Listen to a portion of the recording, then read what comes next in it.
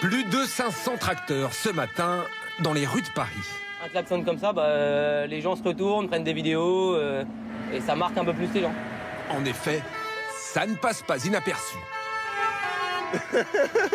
Quand on voit des tracteurs à Paris, c'est étonnant quand même, non? Beaucoup plus sympa que des trottinettes sur le trottoir, beaucoup plus sérieux, ça a des klaxons extra et puis la cause est top quoi. Ils viennent des quatre coins de la France pour protester contre l'interdiction des néonicotinoïdes, un insecticide utilisé notamment dans la culture des betteraves sucrières. Éric Delorme, cultivateur, est très inquiet. Pour vous donner un ordre d'idée en termes de chiffres, c'est 100 000 € de chiffre d'affaires sur l'exploitation en moins. Si je prends encore une gamelle cette année, c'est fini pour moi, j'arrêterai quoi.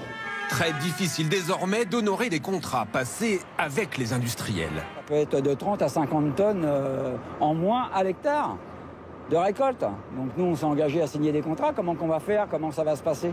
On ne le sait pas.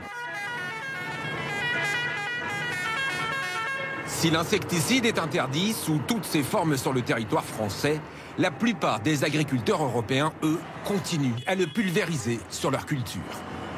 On vient aussi dénoncer en fait cette distorsion de concurrence européenne où certains produits sont autorisés en Europe et pas en France, quoi. Donc ça nous met dans des distorsions de concurrence très fortes.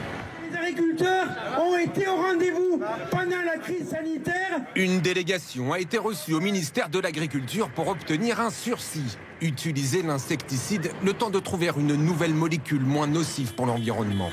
En attendant, les manifestants martèlent ce message. On est fiers de nourrir le pays, de nourrir la population et puis de permettre à tous d'avoir une alimentation qui lui convienne.